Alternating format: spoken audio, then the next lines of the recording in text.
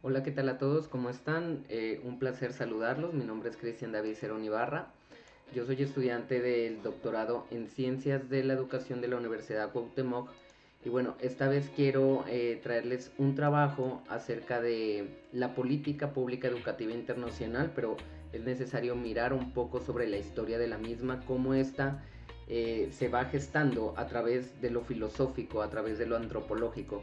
Para ello, pues les comparto esta presentación que la tienen acá. Este trabajo es presentado para el doctor Roberto Rodríguez Moreno de la materia ya mencionada. ¿Qué vamos a ver nosotros en principio? Cómo la filosofía, sobre todo la teoría pública, política de Platón, nos ayuda a entender un poco este contexto histórico para meternos a las situaciones pedagógicas y educativas.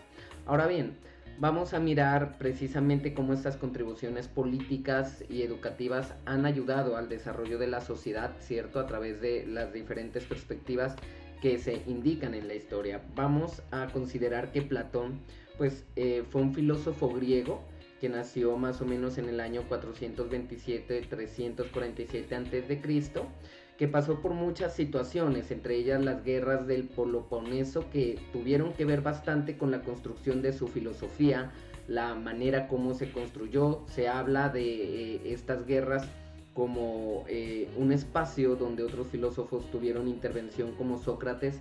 ¿Sí? Hay que recordar que Platón era discípulo de Sócrates, pues el mejor discípulo de hecho, de quien aprendió bastante.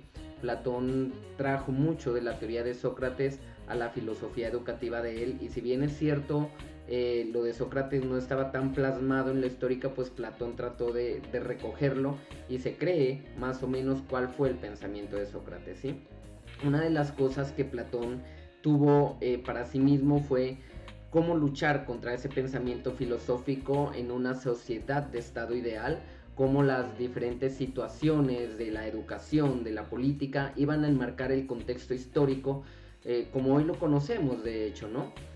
Gran parte de esto tuvo que ver Dionisio de Siracusa, de quien Platón huyó, porque hay que ver que él era llamado a ciertos lugares, a ciertas ciudades, precisamente como para que hacer aportes políticos, pero pues lógicamente a veces se lo creía como un impostor, como una persona que tal vez no decía la verdad, y por eso estuvo prisionero algún tiempo, luego estuvo esclavo, luego fue comprado pues como esclavo para ser liberado, y tuvo que regresar a Atenas, donde comenzó a hacer todo este entramado de la generación de las ideas y demás.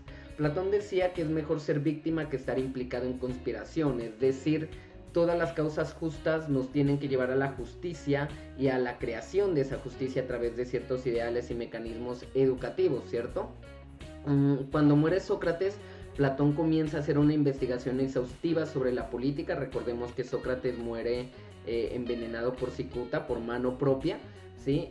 A partir de todo su pensamiento revolucionario. Y entonces Platón comienza a hacer más énfasis en las situaciones educativas, académicas, filosóficas, ¿sí?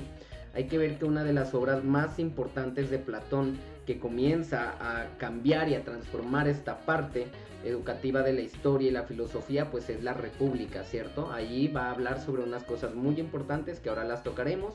Entonces, luego de que él gesta todo este conocimiento, inclusive crea en Atenas la Academia, que era un centro especializado en filosofía y cultura, y que es considerado además la primera universidad en la historia, donde verdaderamente se educaba a través del pensamiento filosófico. Recordar que Platón no cobraba dinero a cambio de estas enseñanzas, ¿sí?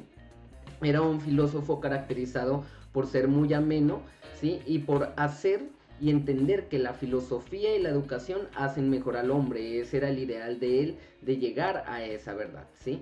Ahora bien, en el mito de la caverna, que es la obra maestra de la República, pues donde él pone este mito, tenemos que él hace una alusión a la ignorancia y la verdad. Recordemos que el mito de la caverna habla sobre unos prisioneros que desde niños estuvieron encadenados y que solo miraban sombras al frente de ellos, y atrás de ellos una fogata, y en medio habían personas, sí, que pasaban, y que bueno, con las sombras los prisioneros las escuchaban, las miraban, pero un día un prisionero pues decide mirar atrás o decide liberarse y comienza a explorar este mundo. Entonces el mito de la caverna es una alegoría a lo que puede ser la ignorancia del conocimiento, que a veces solamente estamos enfrascados a tenerlo en percepción de los sentidos, pero no miramos un poco más allá, esas nuevas realidades que hay, de tal manera que el prisionero en este mito pues encuentra sabiduría cuando se da cuenta que existen montañas, mares, ríos, etcétera, y comienza a descubrir, ¿cierto?, cómo es la verdadera educación y cómo se puede impartir. Algo bien importante, porque de esto sí que tenemos los maestros,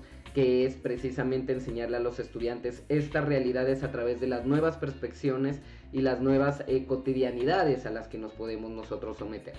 Ahora bien, cuando hablamos de Platón a nivel de la justicia y el Estado y la política, algo que se llamaba el rey filósofo, tenemos que él creía que el bien supremo era la felicidad, y cierto, y que íbamos hacia un bien del desarrollo moral, racional, ético con las personas, que la educación verdaderamente conducía a la verdad, ¿sí? Y que esa felicidad además se ganaba con la virtud, la cual surgía de valores éticos, de valores políticos, de saber gobernar bien, en donde haya justicia, es decir, solo en una ciudad justa se puede educar hombres justos, decía él, ¿sí? Y el estado ideal pues va a estar conformado sobre la aristocracia y el saber, es decir, un estado igualdad y equitativo, en donde la idealidad de todo eso es que todos puedan vivir en felicidad y trabajar conforme a sus diferentes quehaceres, ¿sí? Cuando hablamos de ciudadanos, sofistas y Sócrates, tenemos que los sofistas, pues antes de que pasara todo este problema con Platón, y después de esto se comienza a consolidar la democracia, ¿cierto? Se comienza a hablar de democracia como esa voz del pueblo, ¿sí? Y es cuando se produce en Atenas un esplendor sobre las ciencias, arte y literatura, comienza a resurgir ese conocimiento, y aparecen los sofistas como unos profesores que enseñaban a ciertas élites o a cierta al pueblo acerca de las necesidades del mismo pueblo, es decir, comienza el aprendizaje a ser cosmológico y antropológico, a hablar del hombre, del origen del hombre. Recordemos que un sofista, o el más conocido, fue Protágoras, ¿sí? Y se hablaba mucho de la dependencia de la elocuencia, de la capacidad, de la argumentación que se debe tener para poder estar en ese entorno en Atenas, en esos contextos, es decir, más sabía el que más argumentaba, el que más oratoria tenía y demás, ¿sí? Sócrates pues fue un filósofo muy importante, a él se le atribuye la frase solo sé que nada sé, que miremos que esto pues verdaderamente a nivel filosófico significó un hito para saber muchas situaciones a nivel filosófico, y era un filósofo muy importante porque él utilizaba la dialéctica, es decir, a través de la dialéctica, algo que también se conoce como la mayéutica, comenzaba a través de las preguntas a hacer creer a los ciudadanos que no estaban en la verdad absoluta, de tal forma que Platón conjuntamente con Sócrates en estos tiempos pues hablábamos de que todo podría ser verdad, todo podría ser mentiras, y llegábamos a esas realidades, ¿sí? En la teoría política de Platón tenemos que el estado ideal es un estado educado, a lo que él la llamó paideia, ¿no? La paideia es la educación de la ciudadanía, la educación de las personas, y clasificaba la sociedad en diferentes elementos, artesanos, guardianes, gobernantes, y cada uno tenía pues un rol diferente que cumplir en un estatus diferente, con una jerarquía diferente, ¿cierto? Entonces decía que la justicia pues es ese estado en donde vamos a tener las bases de la convivencia, ¿ya?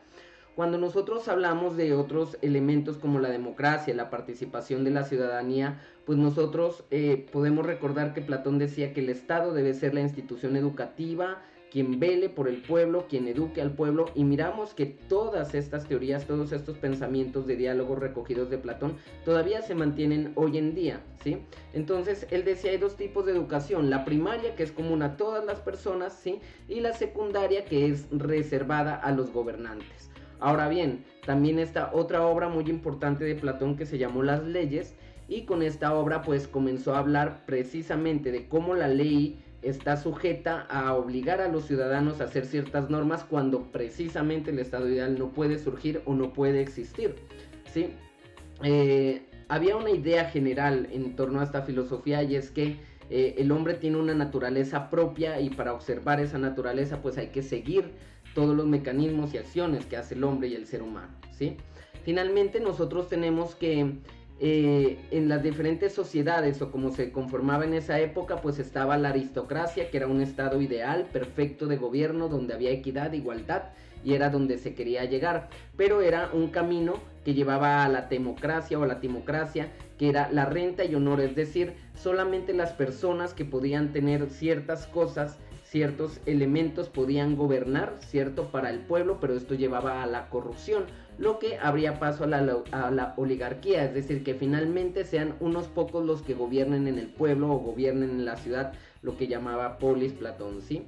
La democracia, pues finalmente que se entiende como ese gobierno del pueblo, el que el pueblo elige, el que el pueblo forma, el que el pueblo comienza a hacer, ¿sí? Pero a final de la corrupción y al final de toda la situación, pues puede llegar a ser un gobierno la tiranía, es decir, la tiranía, la ruina en el poder, cuando ya los gobernantes tienen esa sed de poder y comienzan precisamente a tener más esclavos, a que el pueblo les sirva de alguna manera, ¿cierto? Entonces miramos que allí ya no había un estado ideal, entonces es por esto que Platón decide pegarse a las leyes como una forma de rescate, como una forma de decir si la sociedad no cambia, pues las leyes van a lograr que haya ese cambio, ¿sí? Entonces es algo importante que reconozcamos cómo toda esta teoría de Platón nos hace a nosotros entender las diferentes maneras y las diferentes situaciones en las cuales se ha vivido a través de lo filosófico, las políticas públicas educativas, ¿cierto? Cómo todo este entretamado y entretejido de la realidad ha venido transformando los diferentes pensamientos que hoy tenemos y que obviamente vienen desde esa historia hasta hoy. Entonces, esto en generalidad es un tema muy largo para hablar, pero pues creo que tal vez se rescata básicamente lo que se quería decir. Entonces, les mando un saludo y nos vemos en un próximo video.